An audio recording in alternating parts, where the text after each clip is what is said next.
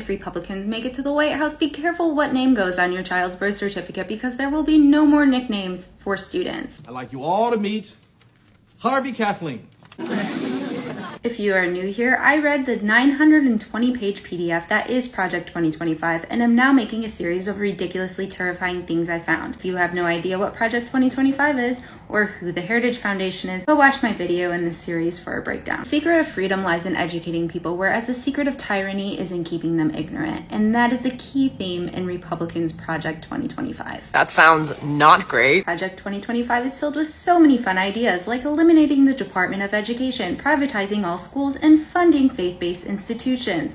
State will separate, so there'll be regal revolution. There are so many issues with privatizing education, like say guaranteed school bus pickups, school options for children who live in poverty areas, and also school availability. But those issues mainly affect poor children, and Republicans don't care about poor children. To steal from the poor and give to the rich. And then they say parents should be their child's primary educators. 54% of Americans read at or below the 6th grade reading level. Bad idea. They also mention the same BS they have been saying for the past few years about critical race theory and gender ideology, so all of that is still in their blueprint. That's fun.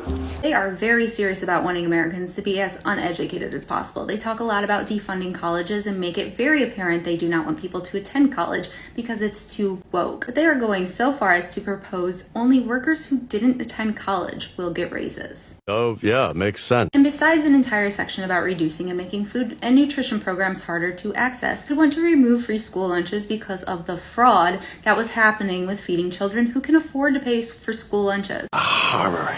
Because feeding children who can afford to pay for school lunches is just not acceptable. They want to make it more difficult for the more than 13 million children who face food insecurity to receive the school lunches they rely on for survival. They are evil slime. And speaking of children's lunches, they will also be removing all dietary guidelines because who needs those when there are plenty of private sector dietary advice for the public? Horse dewormer, the president stuff. And you might be wondering, removing dietary guidelines is an odd move for Republicans, but is it? Dietary guidelines affect specific agriculture production as well as corporate and healthcare profit. The lobbyists have been influencing the government's dietary guidelines from the start. Removing the dietary guidelines completely removes restrictions on corporations because healthy Americans equal less corporate profit.